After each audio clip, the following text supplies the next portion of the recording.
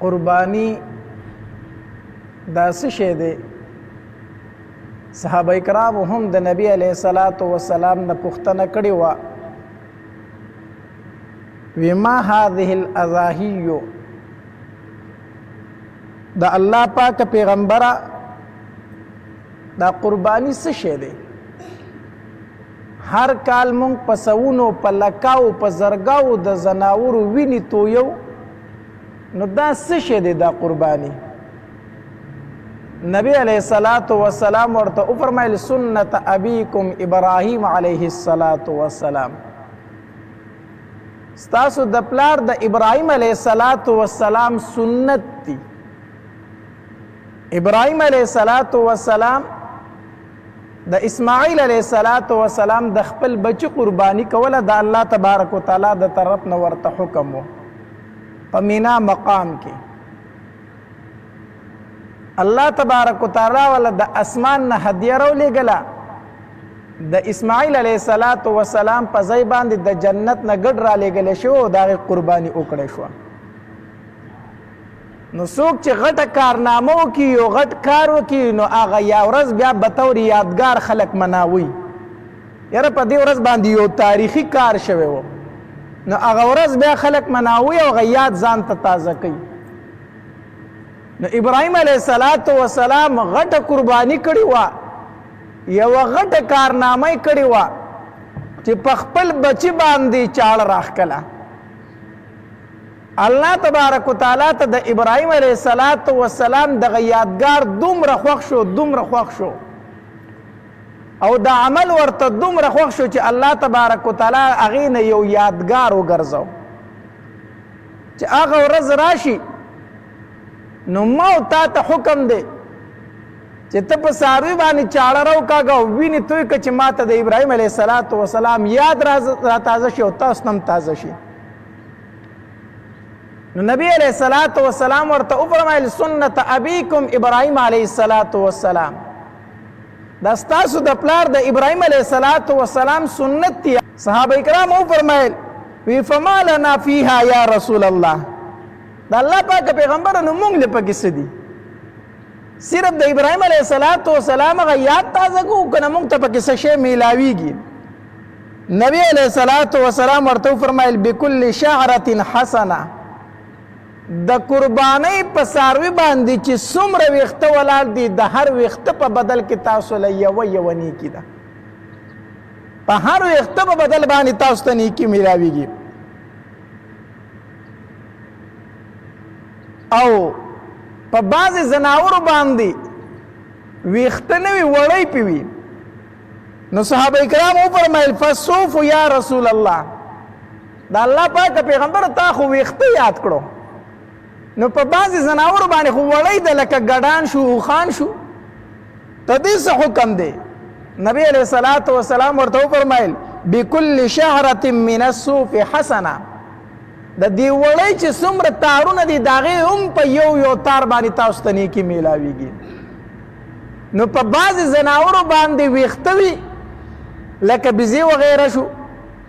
غواګانې میخي، بعضې زناور په داسې چې په هغې باندې وړیږي لکه ګډې اوښان شو. نبی علیه السلام فرمایل په هر تار باندې تاسو ته الله نیکي درکړي. هسې د غوی د شا ویښته به څوک وشماري؟ هسې په ګډ باندې چې کومه وړۍ ولاړه ده او بیا د هغې وړۍ چې کوم تارونه دي هغه تارونه به څوک وشماري؟ مطلب دا دی چې په قربانۍ باندې ستاسو له بې شمېره نیکۍ دي، بې شمېره دومره نیکۍ پې تاسو ته میلاویږي. نو په قربانۍ کولو کې ډېر زیات ثواب دی، ډېر زیات ثواب. حدیث مبارک کې راځي عایشه رضی الله تعالی فرمایي نبی علیه السلام فرمایل کله چې د لوی اختر سحر شي په دغه ورځ باندې الله تبارک وتعالی ته په عملونو کې خو عمل چې دی هغه د څاروي وینه تویول دي. د لوی اختر په ورځ باندې داسې بل غوره عمل نشته دی د څاروي د وینې تویولو نه علاوه. الله ته په عملونو کې دا خو عمل دی.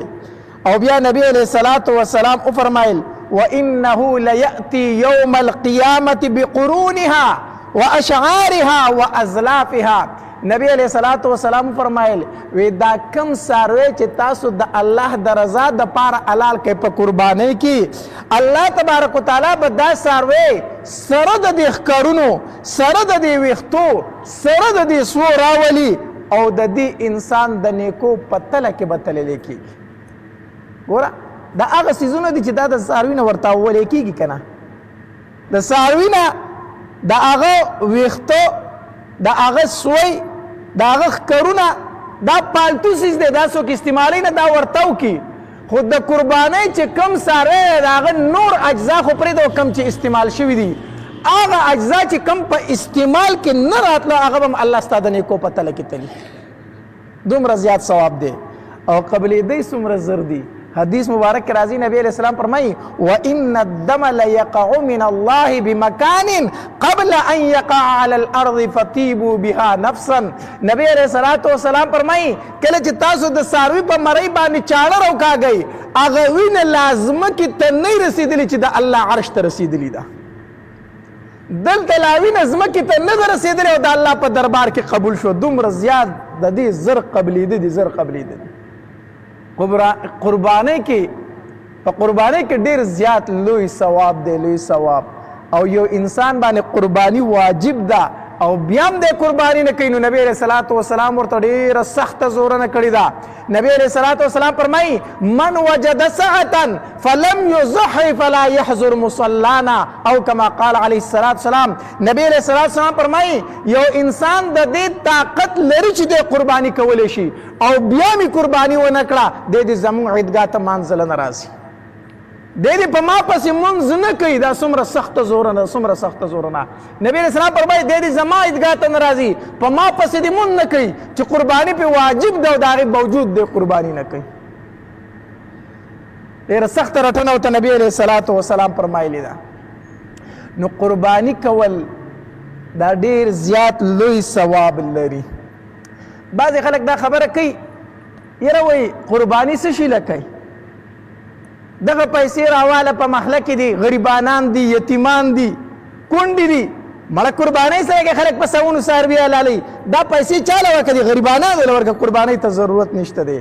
دا هغه خلک دی چې کم خلک د دین نه بېزاره خلک دی د اسلام نه بېزاره خلک دی د دې خلکو د دین او د اسلام سره څه تعلق نشته دی د غریب سره د کونډې سره د یتیم سره به اسی تعاون کوي د قربانۍ په پیسو سره تعاون نشي کولی د قربانۍ پیسې تا کونډې یتیم غریب ته ورکړه قرباني دې ونه کړه د الله په دربار کې ګناهګار دا خو به سبا ته ووایي چې حج څه لکه مړه حج ته څه ضرورت دی هلکې حج په تا فرض دی ته به وایي چې حج څه لکه دا پیسې راواله غریبانانو لی ورکړه که نه بیا به وایي چې مړه دا مونځ څه شي لکوي په دې مونځ خو ډېر ټایم لګي په دې ټایم کې لږه مزدوري وکړه دا پیسې چاله ورکړه غریبانانو له ورکړه یا خو به د مونځ نه منکر شي چې اوس مونځ ته څه ضرورت دی په محله کې د غریب موجود دی نو په دې مونځ په ټایم کې څه وکړه مزدوري وکړه هغې پیسې غریب له ورکړه یا زه غریب سره امداد کوم تعاون کوم خپله پیسې ګټم لہذا مونځ ته پکې ضرورت نشته دی دا خو به د مونځ نه م انکار وکړي چې دا ټایم غریبانانو مزدورۍ له ورکړه دا خو به د حج نه م انکار وکړي چې دغه پیسې غریبانانو له ورکړه دا خو به دغه رنګې د عمرو نه م انکار وکړي چې عمرې ته څه ضرورت دی دا پیسې راواله غریب او مسکین له ورکړه د قربانۍ نه به م انکار وکړي بیا خو تا د ټولو عباداتو نه انکار وکړو د ټولو عباداتو نه انکار وکړو نه قربانی په خپل ځای ده زکات په خپل ځای دی صدقه په خپل ځای ده د غریب سره تعاون او امداد په خپل ځای دی چېرته خو دې دا ونه وي چې د 1 کروڑ په ګاډي کې څه شي له ګرځي ځان له مهران موټر یو په 15 لک روپۍ واله دا نورې پیسې غریبانانو له ورکړه که نه دا خو دې چېرته ونه وي چې هلکه به کروڑ په ګاډي کې څه شي له ګرځي دا پیسې غریبانانو له ورکړه دا دې چېرته ونه وي چې په کروڑ روپۍ دې کور جوړ کړی دی نو ځان له کچه کوټه جوړه کړې دا نورې پیسې غریبانانو له ورکړه دا خو دې ونه وي چې څوک غټ غټ ګاډي هلي هغه ته دا نه وایي چې دا ګاډي ولې هلي څوک غټې غټې بنګلې جوړوي هغه ته دا نه وایي چې دا بنګلې ولې جوړوي دا پیسې غریبانانو یتیمانو له ورکړه خو چې څوک قرباني کوي دی وایي دا پیسې غریبانانو له ورکړه قرباني مه کوه چې څوک حج له ځي نو دی وایي دا پیسې غریبانانو له ورکړه حج مه کوه څوک عمرې له ځي وایي دا پیسې غریبانانو له ورکړه عمرې مه کوه کوم ځای کې چې فضول خرچې کېږي هلته دا خبره نه کوي چې دا غریبانانو له ورکړه دا هغه خلک دی چې دا د دین دشمنان دي دا د عباداتو دشمنان دي ښه نو قربانی چې در باندې واجب وه دا به کوي که دغه پیسې تا خوار غریب له ورکړې ګناهګار پاتې شوې ذمهواري دې خلاصه نه شوله ذمهواري دې خلاصه نه شوه. بیا دا قربانی واجب په چا باندې ده قربانی په چا باندې واجب ده نو چې 5 خبرې په چا کې موجود وي په دغه انسان باندې قربانی واجب ده. کمی یو دا چې عاقل وي نو په لیونی باندې قربانی نشته ده. دویم دا چې بالغ وي نو په نابالغ باندې قربانی نشته ده. دریم دا چې مقیم وي نو په مسافر باندې قربانی نشته ده. څلورم دا چې مسلمان وي الحمدلله مونږ ټول مسلمانان یو په کافر باندې قربانی نشته ده. او پنځم دا چې آزاد وي په غلام باندې قربانی نشته ده. غلامان خو بهر حال نن سبا ګورې نشته ده. دا کم مزدوران چې د خلکو سره کار کوي نوکران دي دا غلامان نه دي دا آزاد خلک دي. غلامان نن سبا نشته ده. نو دا 5 خبرې چې په چا کې موجود شي په د باندې قربانی واجب ده. خو شرط ورله دا ده چې د صاحب نصاب وي. د سوي صاحب النصاب وي. صاحب نصاب یعنی مالدار وي چې غریب نه وي. دا 5 خبرې پکې موجود دي او ورسره صاحب نصاب هم دی نو په د باندې قربانی واجب ده. خو که دا 5 خبرې موجود دي خو صاحب نصاب نه دی نو بیا پې قربانی واجب نه ده. صاحب نصاب چاته ویل کېږي؟ صاحب نصاب هغه چاته ویل کېږي چې په چا باندې زکات واجب دی. څوک چې زکات ورکوي نو دی به قربانی هم کوي. څوک چې سرسایه ورکوي دی به قربانی هم کوي. خو په زکات او په قربانی کې فرق دا دی چې په زکات کې حولاني حول کال تیرېدل شرط دی. یو سړي سره پیسې دی او په هغې باندې کال تیر شو نو زکات پې واجب دی. او په قربانی کې حولاني حول کال تیرېدل شرط نه دی. د اختر نه یو ورځ مخکې دا سړی صاحب نصاب شو نو هم پې سبا له قرباني څه ده واجب ده. پوهېږئ که نه پوهېږئ؟ نو صاحب نصاب را څوک دی؟ د چا سره چې 1.5 تولې سره زر وي. د چا سره صحیح د چا سره چې 1.5 تولې سره زر وي. د چا سره صحیح 1.5 تولې سره زر یا 52.5 تولې سپین زر ورسره وي. 52 تولې سپین زر ورسره وي یا د دې قیمت ورسره وي. د 52.5 تولو سپینو زرو ورسره وي قیمت ورسره وي یا د ضرورت اصلی نه علاوه ورسره په کور کې سامان پروت دی چې د هغې حساب کتاب وکړي نو د 52.5 تولو سپینو زرو ته د هغې قیمت رسي. د ضرورت اصلی نه ورسره دومره زیات سامان دی. دارنګې یا مالی تجارت دی چې د هغې قیمت 52 تولې سپینو زرو 52.5 تولې سپینو زرو ته رسي. نو لنډه خبره دا ده چې د چا سره 1.5 تولې سپین زر وي د چا سره 1.5 تولې سره زر وي قرباني پې څه ده واجب ده. یا ورسره 52.5 تولې سپین زر قرباني پې څه ده واجب ده. یا د 52.5 تولو سپینو زرو قیمت ورسره موجود وي نو قرباني پې څه ده واجب ده. یا د ضرورت نه سیواګر سامان دی چې د هغې پیسې راټولې کړي نو څو ته رسي 52.5 تولې سپینو زرو قیمت ته رسي. پوهېږئ که نه؟ یا دغه رنګې د مالی تجارت ته مالی تجارت ته چې د قیمت 52.5 تولې سپینو زرو ته رسي نو په دې انسان باندې قرباني څه ده واجب ده. اوس قیمت زه ځکه نه یادوم چې دې قیمتونو کې فرق راځي. اکثر زمونږ زاړه بیانونه بیا خلک په هغې نوي کال کې ورکي نو چې پروس کال یا بل کال مونږ بیان کړی و نو مونږ به وي 1.5 لاک روپۍ نصاب دا چې د چا سره وي جو هغه صاحب نصاب دی نو هغه بیان هغوی څه کال ورکي نو څه کال خو 1.5 لاک روپۍ نصاب نه دی که نه. دا 2026 نصاب چې دی نو 5.5 لاک روپۍ دی. 5.5 لاک روپۍ د 52.5 تولو سپینو زرو قیمت چې معلوم کړي نو څو ته رسي اندازتن 5.5 لاک روپو ته رسي. نو د یو سړي سره چې نن سبا 5.5 لاک روپۍ دی او قرضې پې نشته نو قرباني پې څه ده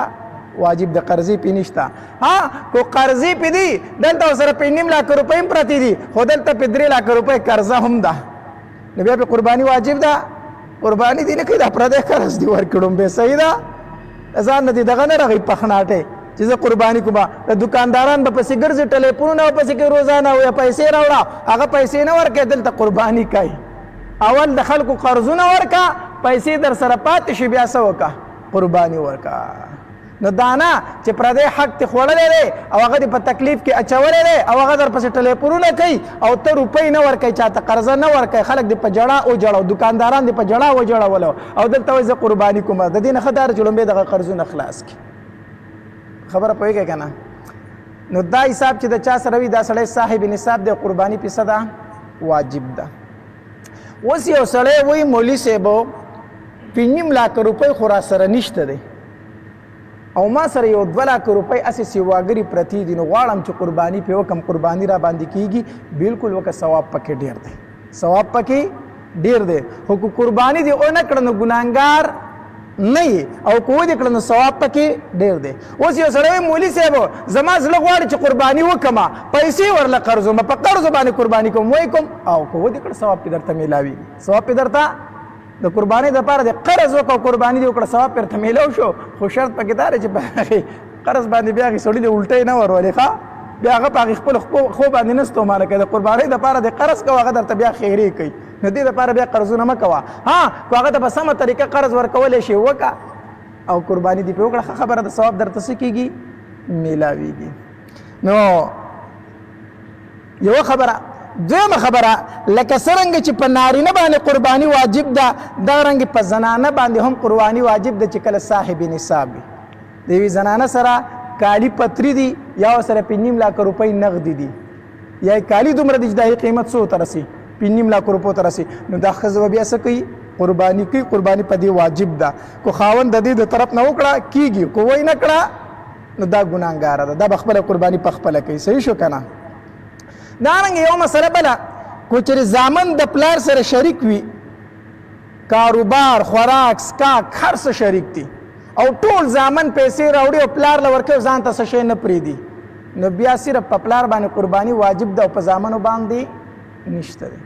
ها یو مسله پکې ده زامن پیسې پلار له هم ورکوي او ځان له هم جمعواري کوي نن سبا خو دا شی ډېر شروع ده که نه په شریکه کې وي ځان پوره کوه په شریکه کې ځان پوره کوه نو کور 100,000 روپۍ شو کوي یا 10,000 شو کوي او شاته 50,000 خوندي کوي ټیک ده که نه نو اوس یو ځای داسې دی چې هغه په شریکه کې ځان پوره کوي بینک بیلنس هم برابر کړی دی نو دی به څه وایي چې په ما قرباني نه کېږي خیر دی پلار دی وکړي نه پیسې خو دې په بینک کې پټې کړي دي خو د الله نه یې نشي پټولی د الله نه یې نشي پټولی په بینک کې دې پیسې پرتې دي ځان له دې سیټ کړي دي قرباني به ټیک قرباني به کوي وسو قرباني در باندې واجب ده اوس ته صاحب نصابي د پلار په پیسو ته نه خلاصېږي صحیح شو نو که یو زوی ځان له پیسې سیټ کړي چې 5 لکو روپو ته رسي نو دی د پلار په قرباني نه خلاصېږي ځان له به هم څه کوي قرباني به کوي مسله پوه شو که پوه نه شو دغه رنګې رونه دي شریک پاتې کېږي شریک رونه پاتې کېږي پلار نشته دی رونه دي شریک پاتې کېږي او هر رور مزدوري کوي او پیسې ګټي کور ته راوړي اوس به کتلی شي چې په کور کې کومې د شریکې پیسې پرتې دي او هغه پیسې تقسیم کې په دې رونو باندې نو هر رور پکې صاحب نصاب جوړیږي مثال په طور 3 رونه دي شریک پاتې کېږي او په کور کې 100 لک روپۍ پرتې دي د شریکې اوس دا 100 لک روپۍ چې ته په 3 تنو تقسیم کړي نو هر رور پکې صاحب نصاب جوړیږي که نه جوړیږي نو په دې کې به هر یو تن ځان له قرباني کوي ښه هر رور به ځان له قرباني کوي ها په کور کې دومره پیسې پرتې دي د شریکې درونو چې هر رور باندې تقسیم شي نو هر رور صاحب نصاب نه جوړیږي مثال په طور 10 لک روپۍ په کور کې د شریکې پرتې دي او رونه څو شریک دي 3 نو دا 10 لک چې په 3 تقسیم کړي نو هر رور صاحب نصاب جوړیږي نه جوړیږي نو بیا قرباني په یو تن هم نشته قرباني په یو تن وای نه مولوي صاحب قرباني خو کول غواړي 10 لک روپۍ دي چې قرباني خو پکې وکړو که نه وکړئ قرباني خو یو تن به کوي یو تن به پکې متعین کوي دا به نه وایي چې دا زموږ د شریکې قرباني ده د شریکې قرباني نه چې حصه دې ونیوه یوه او ته وایي دا زموږ د ټول کور د طرفه قرباني شوه د ټول کور د طرفه قرباني نه کېږي بیا پرونو کې ورور متعین کوي دا قرباني به د هغه د طرفه شي دې باندې پوه شوئ که پوه نه شوئ نو دا د قربانۍ متعلق یو څو مسلې دي چې په دغې خلکو باندې قرباني څه ده واجب ده او په دې طریقه